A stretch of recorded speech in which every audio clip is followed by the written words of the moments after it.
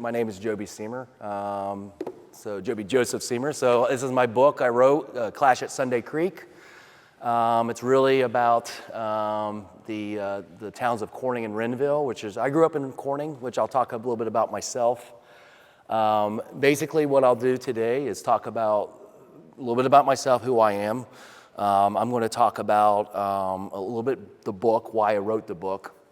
And then we're going to talk about the Battle of Corning. So the Battle of Corning was fought this is the 144th anniversary of the battle, which happened on September 19th, 1880. It was the first battle of the Ohio National Guard. And we'll go into what that means, because the Ohio National Guard didn't exist until after the Civil War. So it was actually fought up near Renville, but they called it the Battle of Corning because Renville wasn't an incorporated village then. Pretty interesting story. There's a lot of cool stuff. Soldiers, Gatling guns. I was shocked. And people getting killed and crazy things. So, but yeah, we'll talk about that. We'll spend most of my time because there's no one else that has written about the Battle of Corning. Most people dismiss it. I actually went through the records and try to revive its historical importance.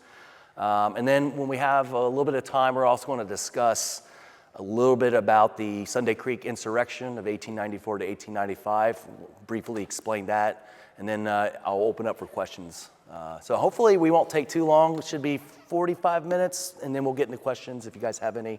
And if you guys want me to continue to talk about a topic, we can move forward. So let me go ahead and start about who I am. So I'm originally from Corning, like I said. I served as Corning's president pro temp, which is like the vice mayor for village council when I was 18 years old. I went to Miller High School, which is Southern Perry. So I graduated from Ohio University with the political science, and then Norwich University with military history. I was commissioned a U.S. officer in 2006, so I went to officer candidate school down in Fort Benning, Georgia. I served in the infantry with the 82nd Airborne Division, and then I later served in Army Special Forces. So I was a Green Beret from 2012 until I got out 2021. So I did Ranger School, Airborne, all that fun stuff. I was a free fall team, so we jumped out of airplanes almost like skydiving, and then I was a jump master for a long time. Deployed to Iraq, Afghanistan, where I led combat missions. I led lots of combat missions, but I also deployed in support of special operations to Indonesia, South Korea, Kuwait, the Baltic region, Bahrain, Poland, Estonia, Lithuania, Latvia, Germany. So I've been around the world a little bit, which is one of the reasons why I wanted to get out of the military. I was getting a little old, and I got little ones now. So I also now I'm a defense contractor, so I can talk about I can't really talk about what I do now, but I can talk to you about what I used to do. So I used to support a program called the Joint Expeditionary Team Program. Basically, I managed it. It was a program where we sent former SOF special operations guys into combat regions, kind of help with tactical leaders understanding the environment. So I managed that for several years. It's no longer here. It's been disbanded. But I've also taught at VMI, I worked in the Pentagon, and everything else. So just a little bit about me. Sorry, it's taking too long. Don't mean to hype myself up. Just don't see people for a while. They don't know who I am. So basically, we're talking about the Little Cities of Black Diamonds region. All right. So what is that? Most of you probably know if you're here, but if not, we're talking about pretty much Southern Perry County, the eastern side of the Hocking, the north side of Athens, and then really the west side of Morgan County, kind of that whole area through there. It's encompassing 4 Appalachian counties. It also is the heart of state coal production from 1870 to 1920, with over 70 mining operations going on continuously. So a lot of the stuff that built the Industrial Revolution, especially Chicago and everything else, is all right here in this region. So really what I'm focused on is really 2 areas in my book. First is Monday Creek, not predominantly, but we do mention it because it has a lot of bleed over into the main topic, which is Sunday Creek.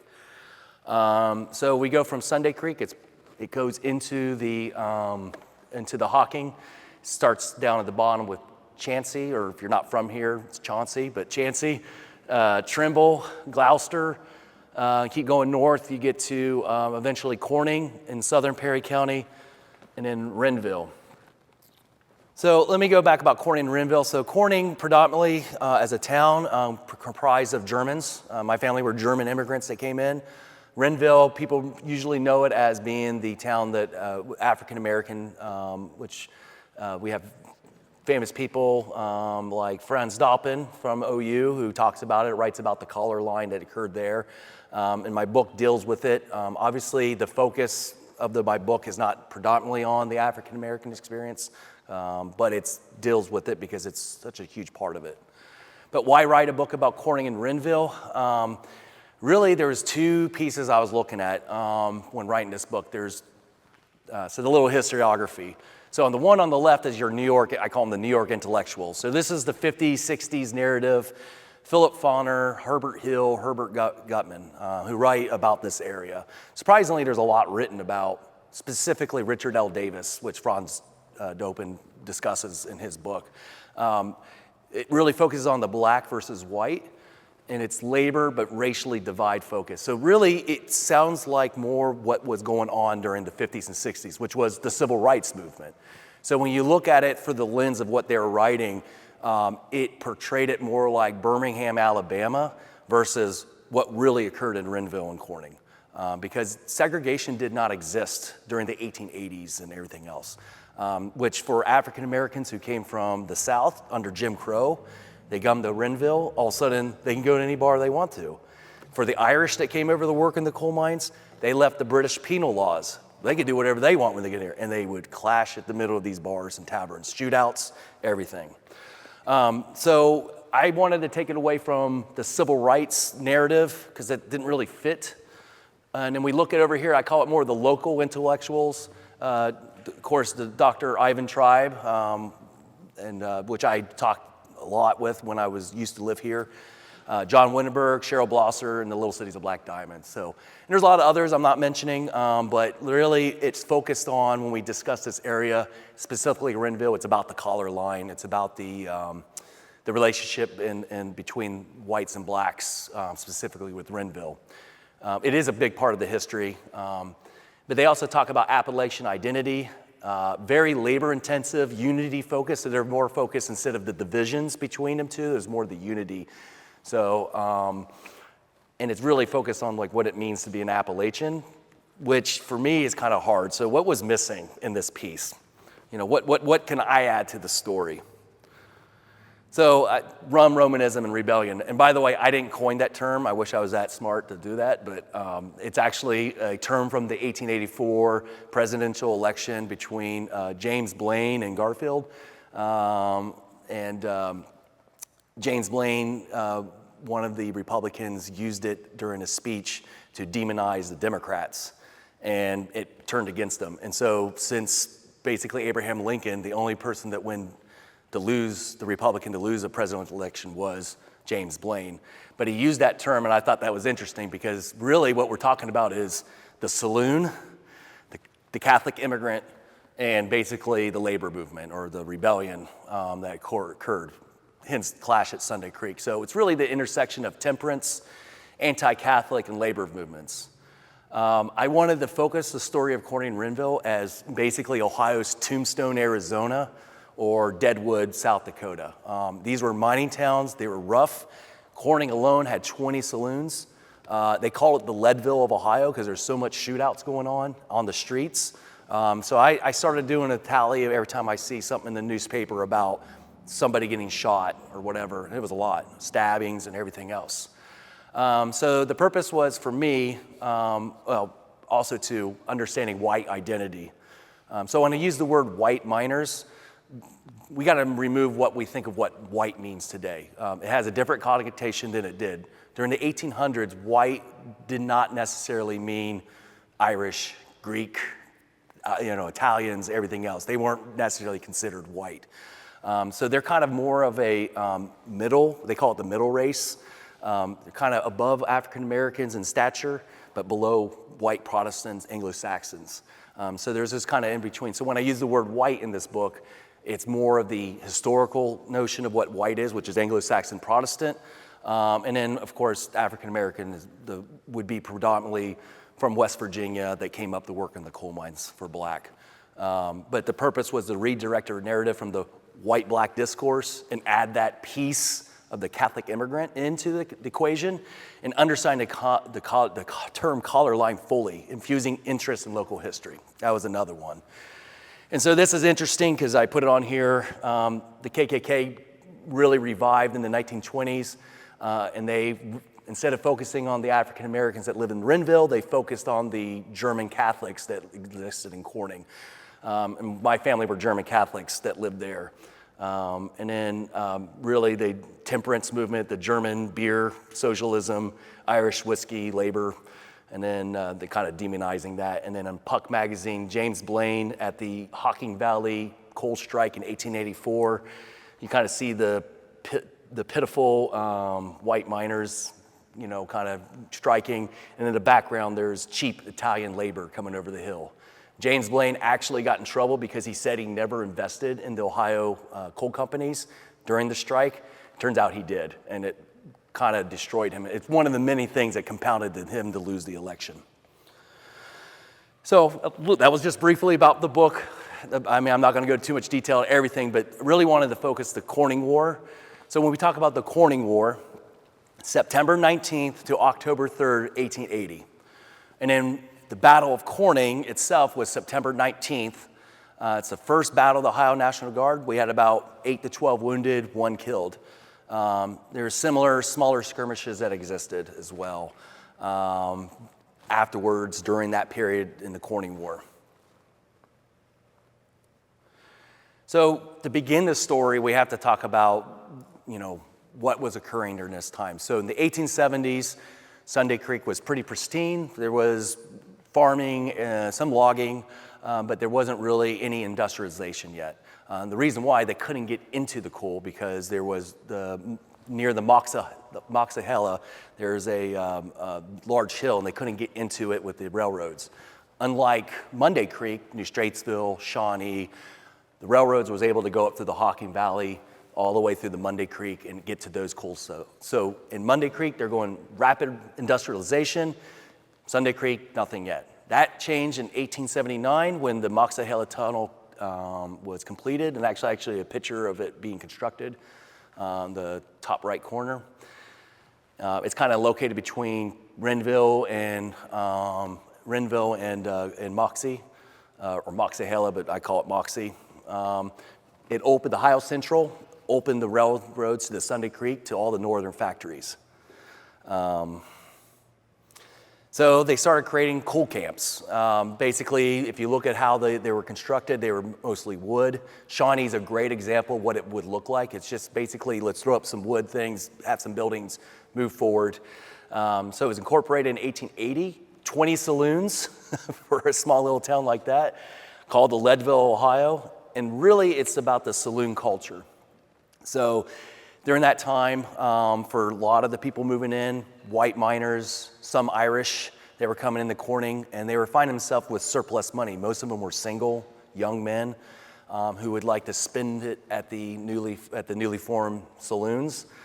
And at that place was where the Democrat Party and the Knights of Labor would really try to organize their efforts. So they were really kind of going hand in hand with Labor and the Democratic Party, which did not fare well with the Ohio Central, who were, you know, against the Union and were Republican, strictly Republican. So the 1880 Sunday Creek coal mine strike, how did it begin? So basically, the Knights of Labor was trying to organize efforts at the saloons mostly, and their base of operation was from Shawnee, New Straitsville, coming over, trying to work it out, trying to organize it. During this time, the miners were paid underneath a sliding scale system. So basically, the price of coal would kind of slide with what it was with the conveying market. So it wasn't fixed union prices. So they really wanted to bring strict union prices like they did in Monday Creek and the Hocking Valley. And also, too, they were paid in scrip, which is basically the company's money. It's not real tender, legal tender, but it's going to be used at the company's store. So you can actually see right here on the bottom left-hand corner what that looked like for Corning. And you can see the name at the bottom, W.C. Lemert, that was signed. He's the superintendent of the Ohio Central in Corning and Renville on the top right. So Colonel Lemert, he actually fought in the Civil War. He fought against John Hutt Morgan. So if you guys remember, John Hutt Morgan he actually fought him at Eaglesport, Ohio. So he was a regimental commander, a colonel, and after the war, he took in charge of the Moxahala furnace, did pretty good there. And then he came over here, and his goal was to squash the Union as much as possible. And at the same time, if he can bring Republican voters, that would be also useful.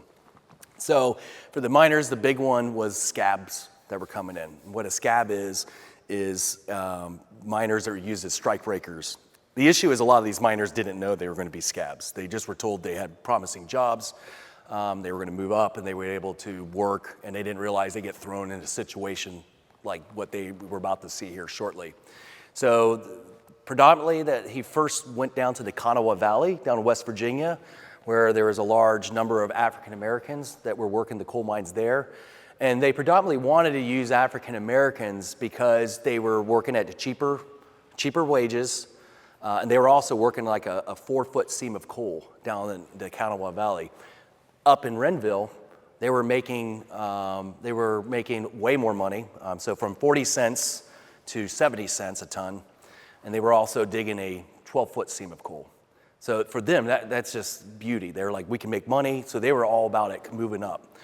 At the same time, he sent representatives to Europe, predominantly Germany, near Hanover, Germany, and started recruiting there. So during this time, the 1880s, which is the largest influx of Eastern European, Central European immigrants to the United States, specifically Germany as well, they would do a thing from the Civil War. There was hardly any workers to work in that factory, so they would get contracted labor in Europe. So they basically sign a contract, they come over, they would work the factories. They did the same practice in the 1880s. They went to Germany, got a bunch of Germans to come work, and they were preparing to move to Corning. So for the white miners that were on strike, they were like, okay, we have a problem with the African Americans that are coming into the town, and we have a huge bunch of Germans coming as well, a huge number of Germans. So we need to start squashing this now. So there was a sense of urgency on their part to get through this. And by the way, African Americans and Germans at that time voted Republican. So for Lemert, that was a win-win for him. So we look at, during that time, the Ohio Central was losing money. They couldn't keep up with everything, so he realized they had to sell part of their shares to competitors to stay afloat. And one of the people was W.P. Rend, which the town of Renville was named after, obviously. So Rend fought in the Civil War too. He was a colonel, fought all the way to Appomattox. He was a Chicago businessman. He was, I don't remember, not my quote, and I don't remember who said it, but he's a baron amongst, I can't remember, but it was basically in the time of coal barons, he was just a minor coal mine operator in comparison. However, he was very fair-minded, tried to be fair-minded, very involved with the Catholic Church, and understanding of labor, labor situations. So he was a kind of a different leader in that area. So very warm, receptive towards labor, but not necessarily. He's still a Republican and everything else that comes with that during this period. And by the way, when I mention Democrats and Republicans, I'm talking about the 1880s. I'm not bringing any of that in today. So if you guys get offended that we're talking about the 1880s. So different era. So really what occurred was the start of violence. So basically the white miners were getting agitated. They were like, hey, there's all these black miners coming up. We got to stop them now. So on Sunday, August 29th, 1880, white miners burnt down the Renville's boarding house and hotel, which would house the black miners. So when the black miners started arriving with their families, with their luggage, they realized there is no place for them to stay. So there was no depot yet in Renville, so they actually went down Corning, and there was a large group of white miners waiting for them. And so they would run the gauntlet with their families and their kids underneath their arms and running up to Renville, which is about 1 to 2 miles away. So they make it up there. They realize there's no housing, so they build small shanty town. And we're going to talk about mine number 3 here in a second, but that was the predominant mine for the African Americans. So the start of violence, though, was on September 4th, 1880. Irish miner John McCarthy, I believe he's from Logan. He was from Logan, Ohio. The newspapers at that time was really agitating them to do action. They said some of the things they said, white miners were not white miners if they did not kick out the N-word from the Hocking Valley. So a lot of them became agitated. So they came from Nelsonville, Logan, and they start forming down in Corning. And during that time, it was hot. September 4th was a very hot day. The Irish miner John McCarthy was drunk, went into one of the saloons, came out, confronted a very large black miner, and started proceeding to cuss at him. The black miner punched him, knocked him out in the middle of Main Street in Corning. Then that black miner was surrounded by friends of John McCarthy, and the black miner beat up all of them. He left with just a collar around his neck, his shirt ripped, half a pant leg gone, and he just walked back up to Renville. But that agitated the white miners. So basically the call for war was going on. Racial tension has finally hit its peak. There's now violence. And so people started, the white miners started really organizing in the Hocking Valley region. So angered, white miners headed to Renville and were confronted by a deadline and armed black miners. So a lot of these black miners fought in the American Civil War, so they knew how to fight. And they would shoulder their muskets. They came out, formed a battle line, and they created a deadline. The white miners realized they're outnumbered, and the black miners were better armed, so they went back down the Corning. This didn't prevent violence in the future. It just let it simmer a little bit longer, but at least the African Americans there were willing to stand their ground. So tensions keep rising. Democratic newspapers, specifically the Hocking Sentinel over in Logan was a big one that was really agitating the white miners to action. Tensions rose as Ohio Democrats agitated striking miners, pushing for race war, specifically race war. Labor at that time was very focused on really focused on labor. But because of this situation, it was focused on race now. So the labor movement started gravitating, and the democratic policies were started to gravitate towards race. Sunday Creek miners petitioned the Knights of Labor in the Monday Creek Hocking Valley to help them organize and get in there.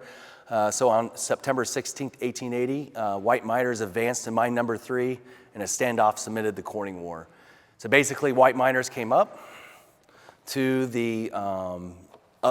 mine number 3, which you see right here. This is Renville on the right, north is to the top side of the screen, and south is obviously to the bottom. It's just to the east. If you know where the Renville Cemetery is, it's basically you got to go directly west, and you'll find mine number 3, and that would be the deadline. The railroad used to go up that valley. So basically, the white miners, they advanced up to the deadline.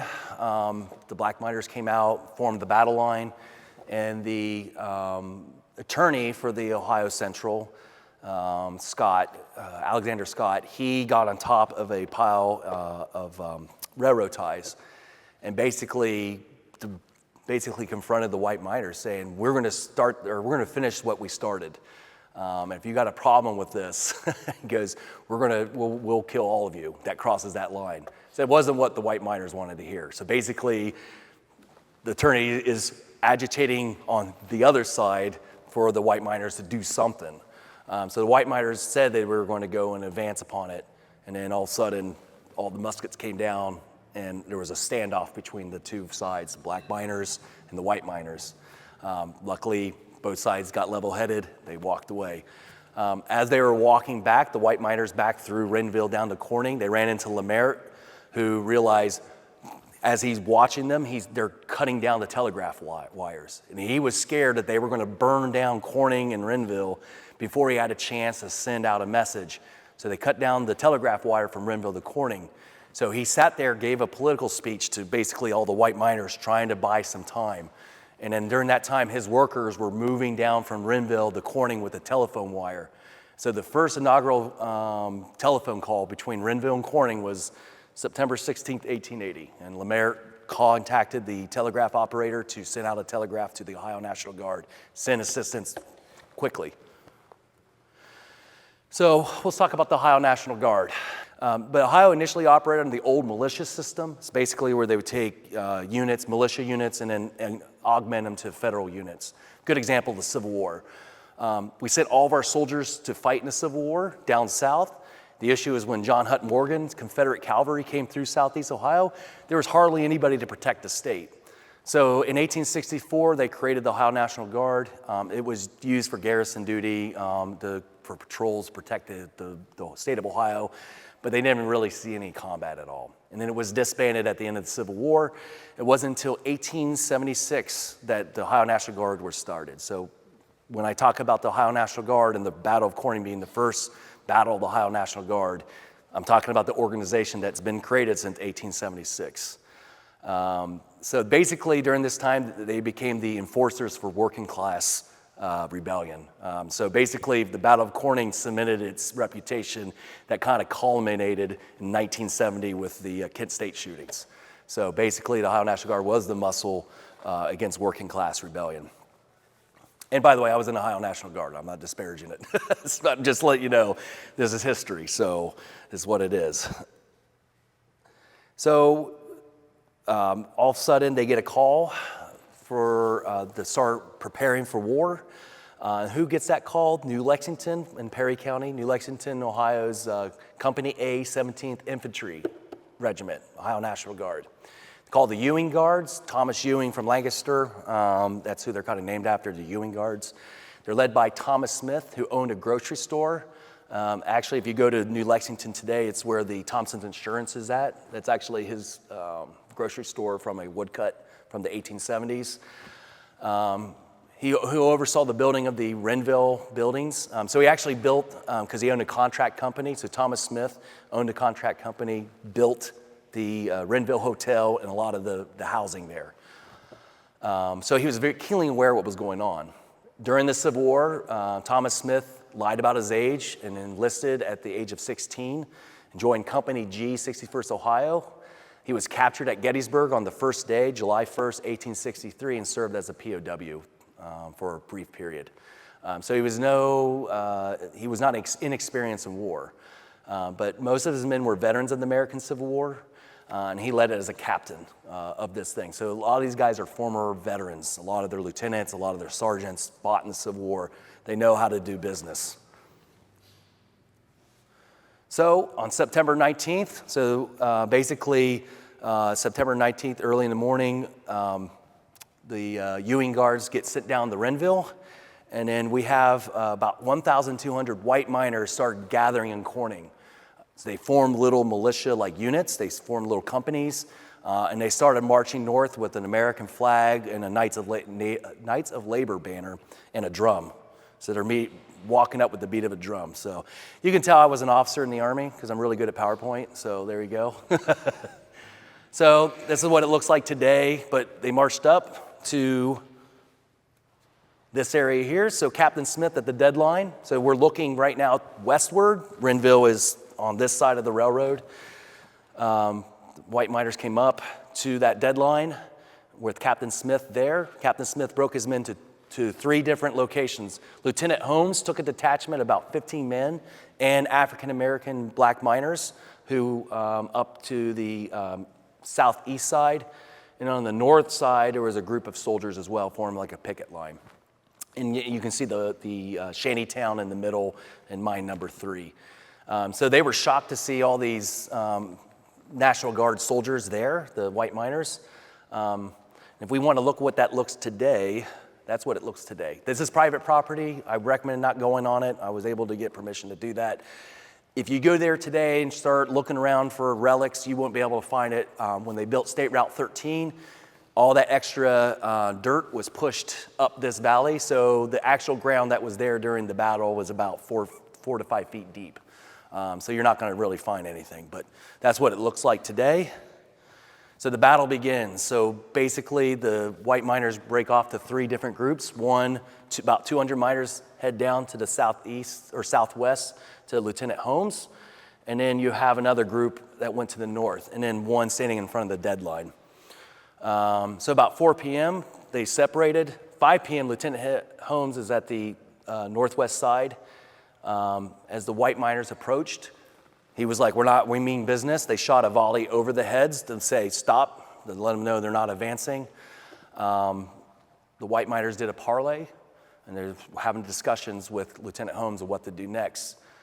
Whether by accident or on purpose, a shot rang out. It seems like a pretty familiar term, issue that hurts, and all of a sudden, the white miners just unleash a volley into the National Guardsmen. The National Guardsmen, there was 2 soldiers wounded in front of Lieutenant Holmes. Most of the other ones, they were using muskets and shotguns.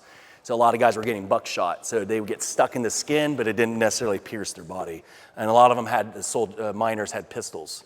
Lieutenant Holmes, on the other hand, had what we call trapdoor rifles. Trapdoor rifles were American Civil War muskets converted into breech loaders.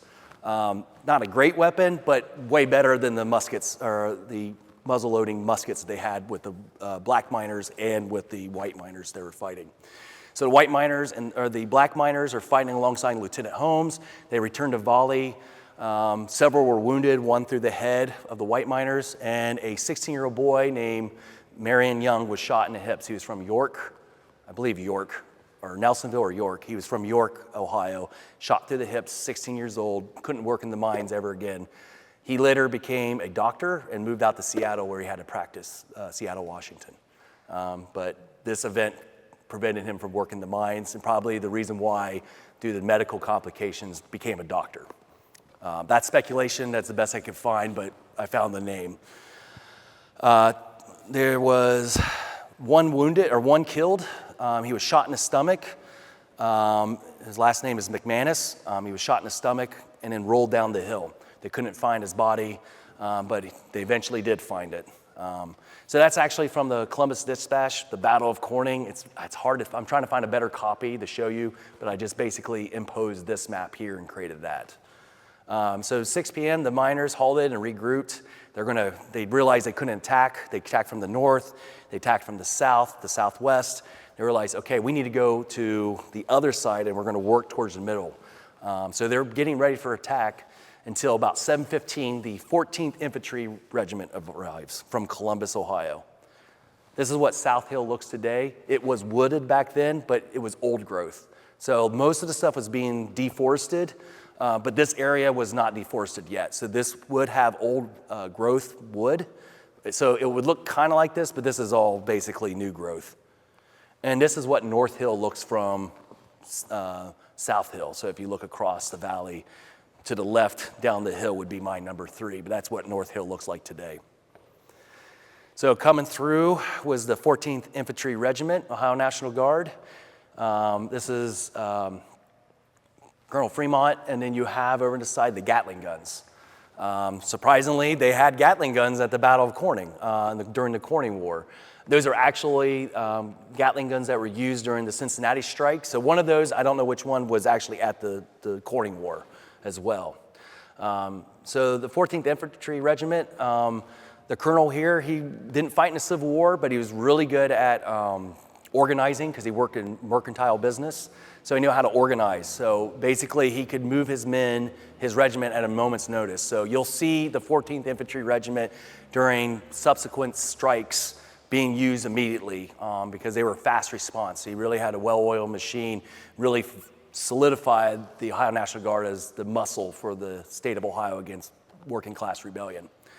In the bottom right-hand picture, that's actually a group of the 14th Regiment during the 1884 Hocking Valley Coal Strike. That's near Bookdale, Ohio. So they arrive, relieve the 14th Infantry Regiment, who gets kind of incorporated to a perimeter around mine number 3. Company B of the 14th, so you have Company A, Company F of the 14th, the Gatling gun, Company A, 17th Infantry up at mine number 3 in Renville. And then on the south side, Company B, 14th Infantry Regiment arrives at the depot in Corning. When they arrived there, it was utter chaos. The white miners had just lost. They're slowly infiltrating down from Renville back down to Corning, and they're getting drunk and getting fights with each other. I mean, it is complete pandemonium. The brakeman on the railroad at the train station, he gets punched in the face and then ends up running down, beating up the miner right there in the middle of the street. So he's like, we have to secure this town. So picket lines go through, they create areas of security, and start securing the mines around Corning. So that's mine number 13, this blue area through here on the west side. North is up this direction. So they start securing the town, and the red dots is where the white miners are located. So white miners also had checkpoints all the way up to Renville. So when a lot of the officers were moving back and forth, walking the railroad from Corning all the way up to Renville, they had to stop through checkpoints. And they would basically get harassed. Luckily, it didn't turn to violence, but it got close several times. So the Democratic Party realized they need to really get the white miners back on turn. They need to push this. They need to kick out the Republican black miners from the region in order to hold their power. So the Democratic Party started a quasi, quick political party, events down in downtown Corning. The white newspapers agitated white miners. One article said white men were not white men if they did not drive out the N-word from the town. So they're really pushing this. They send a lot of, this is Martin Foran. Foran was actually an aspiring politician. He would become a U.S. senator. And he actually spoke down in Corning, trying to rally them up, kick them out of Corning. Like, hey, you guys go back there, got to fight, get ready for it. But Martin Foran, what makes him famous is when he was senator, he actually pushed for the Foreign Act of 1885, which basically stopped alien contracted labor. And it was the catalyst for the anti-Chinese laws that occurred right afterwards. And the Knights of Labor were really big on pushing for that as well. But anyhow, they're trying to rally the troops against the Germans and against the black miners that are coming in. The issue was the wild straight civilians, okay? So the soldiers so during this time, the coal miners from New Straitsville, they found some bad news. The Longstreet mine in Monday Creek near New Straitsville basically said if you are part of the strike, you're terminated. So a lot of them either went back or back to New Straitsville to work, or some of them stayed. And the ones that stayed just got drunk at the saloons. So New Straitsville miners either left back towards Monday Creek, they stayed, they started malingering in the saloons. The Knights of Labor started complaining because they're getting so drunk they're undoing their plans of what they were going to do next. Even the Hocking Sentinel joked about the Cornian boat hoss in the watchtower on the wall. His mind was quite majestic, and his manner passing bold as he sought this wild Straitsvillian who had stolen in the fold. So it was becoming such a big deal that eventually Knights of Labor said, talked to all the saloon owners in Corning and said, no more alcohol. And so they stopped, which had its own set of problems. The miners and the soldiers said, when they're not drinking, that something's going to happen. So basically, there were some small skirmishes back and forth. There's small skirmishes back and forth, but Straitsville miners made one more assault on the night of September 25th. Basically, Sergeant Casey of the 14th Infantry Regiment was stuck in hand-to-hand fighting, got his kepi chopped off his head. Luckily, he didn't get wounded, just a slight scrape. Private Campbell was shot but survived during that assault. But basically, this was the end of the violence. This was the last little skirmish that occurred. After that, the coal miners said, this is over. We're not going to win. There's no point in fighting them. And eventually, October 3rd is when they start moving out of Corning with the National Guard, with all the Gatling guns and all the soldiers. So quickly, the conclusion, there's no clear winners of the Corning War. Basically, the Ohio Central ended the sliding scale, which is the whole reason, main reason for the labor strike. But they were able to introduce Republican, German, and black miners. White and black miners in return worked at 80 cents per ton, so that's way better than anybody expected. So white and black miners started working together. So the only real losers were the Monday Creek miners, specifically the Irish, which in my book I kind of go into details what that means because we get talk about the Corning Church War. It has to do with lynchings. I offer you to take a look or buy the book yourself.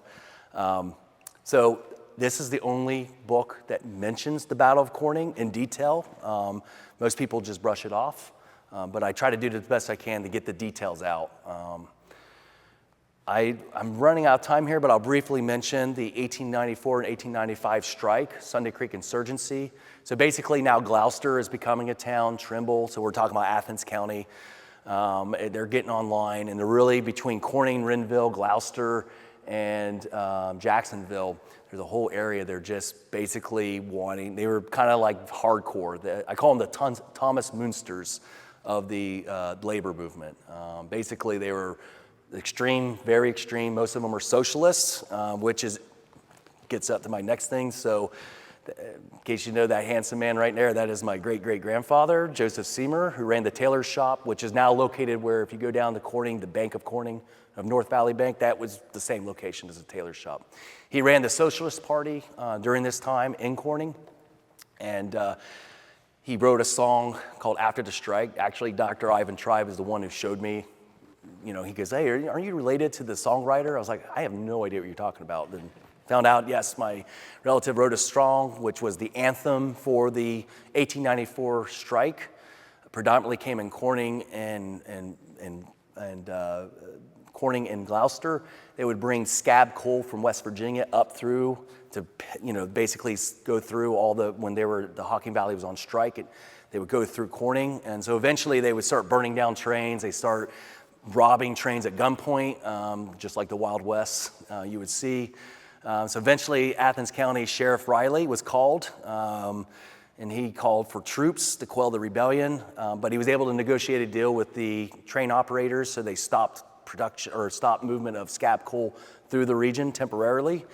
The New Lexington Ewing Guards did not get the message, being so close to Gloucester. So if you go to Gloucester Depot today, the New Lexington National Guard arrives in Traceville, and realize there is no other National Guard guys there, and there's no sheriff, and there's about 2,000 angry miners. So they basically started attacking their train. The National Guard formed up against a flour and feed store in like a little safety square. And they started taking the equipment. The white miners started taking all the equipment and all the ammunition from the train and dumping into the Sunday Creek.